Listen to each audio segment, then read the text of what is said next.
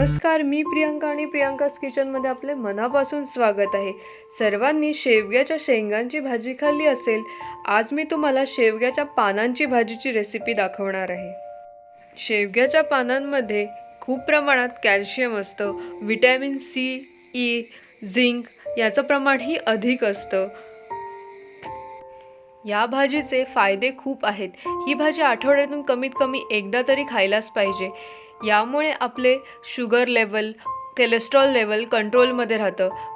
आपली digestive system improve होते, immunity power वाढते. त्याचप्रमाणे स्किन आणि हेअर्ससाठी सुद्धा ही भाजी खूप आवश्यक आहे. चला तर मग आपण रेसिपीला सुरुवात करूया. ही बघा, ही शेवगाची भाजी अगदी कोवळी अशी, याच्याने ताजी भाजी मी आत्ताच जाऊन काढून आणली आहे.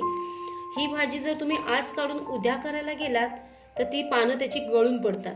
त्यामुळे ती ताजी भाजी केली की छान होते आणि त्याच्या शरीराला फायदेही खूप आहेत. ही बघा, ही भाजी साफ कशी करायची हे मी तुम्हाला दाखवते. हे पूर्ण जसं वरून हिरवा आहे तसंच पाठूनही, पाठी कुठे कीड वगैरे नाही ना, असं त्याच्यावरून हात फिरून घ्यायचा आणि ही अशी एक एक पानं अशी ओढून काढायची आणि ती पाण्यात टाकायची. पाण्यात ही पानं वरतीच तरंगतात आणि अशा ज्या फांद्यांचे हे असतात, देठ वगैरे असतात, ते खाली बसतात. ते चिरताना एवढे चिरले जात नाहीत. ही भाजी मी चांगली साफ करून 2 ते 3 वेळा स्वच्छ धुवून घेतली आहे. तिथं चांगली बारीक चिरून घेऊया. ही भाजी उकडून वगैरे घ्यायची नाही, कारण त्याच्यामधले सगळे सत्व निघून जातात. त्याच्यामुळे ती जेवढी बारीक चिरू तेवढी त्याला टेस्ट येते. त्याच्यामुळे ती चांगली बारीक चिरून घेऊया. ही चिरताना थोडासा त्रास असतो, कारण ते पानं बारीक असतात ना, त्यामुळे ती जरा अशी बारीक चिरून घेऊया. आता ही अशी परत आपण एकत्र करून घ्यायची आणि परत कट करून घ्यायची, म्हणजे ती बारीक होते. आज मी तुम्हाला इथे शेवग्यांच्या पानाची भाजी आणि त्यामध्ये बिरड असं कॉम्बिनेशन घालून तुम्हाला मी दाखवणार आहे. काही लोक याच्यामध्ये चण्याची डाळ वापरतात, तूर डाळ वापरतात, मुगाची डाळही वापरतात. या भाजीचं सर्वात महत्त्व म्हणजे गोकुळाष्टमीच्या वेळी असतं. त्यावेळी भाजी करताना ह्या भाजीत लसूण वापरायचं नसतं. उपवासाला लसूण खात नाहीत आणि ह्या भाजीमध्ये ना फवारणी ना केमिकल. त्यामुळे ही भाजी सर्वांनी जरूर करावी. ही शरीराला खूपच पोषक असते.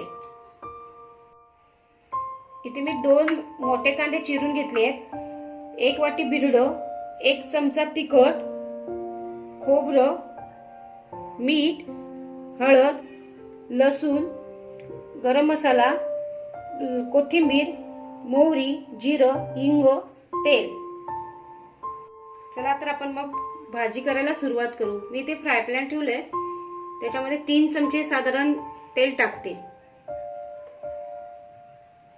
आता तेल आपलं चांगलं तापलंय, त्याच्यामध्ये 4 ते 5 लसणाच्या पाकळ्या टाकते.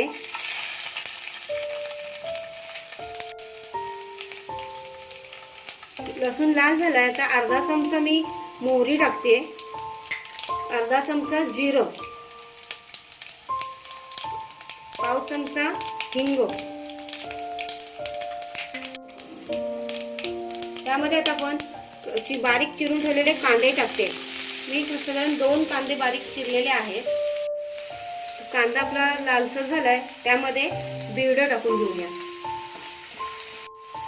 या भाजीसाठी कांदा जास्त लालसर करायचा नाहीये, साधारण लालसर झाला की त्यामध्ये बिरड टाकून घ्यायचं आहे.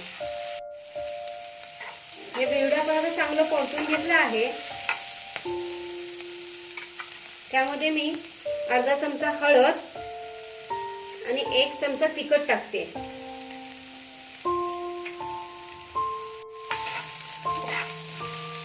तिखट मी आता हे परतून घेतलंय. तिखट हे तुमच्या आवडीनुसार कमी जास्त करा. इथे ओल्या मिरच्याही आपण वापरू शकतो. इथे आपण अर्धा चमचा मीठ या बिरड टाकल्यानंतर लगेचच टाकून घ्यायचं आहे, कारण बिरडालाही ते लागलं पाहिजे चांगलं. त्यावर आता आपण लगेचच भाजी टाकून घेऊया.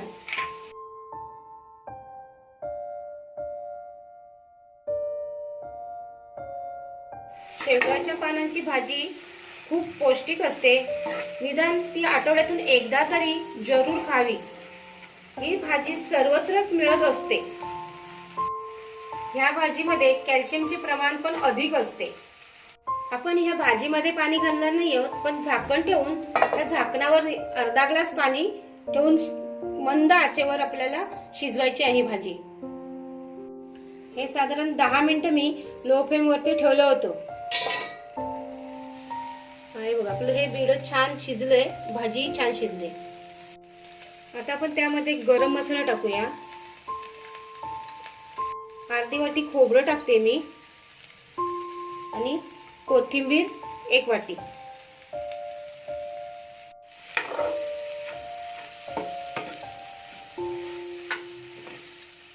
ही भाजी आपली आता छान शिजली आहे.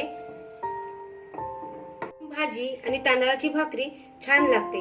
तुम्ही पण ही भाजी नक्की करून पहा. तर मग कशी वाटली आजची रेसिपी? तुम्ही सुद्धा नक्की ट्राय करा आणि मला तुमच्या कमेंट शेअर करा.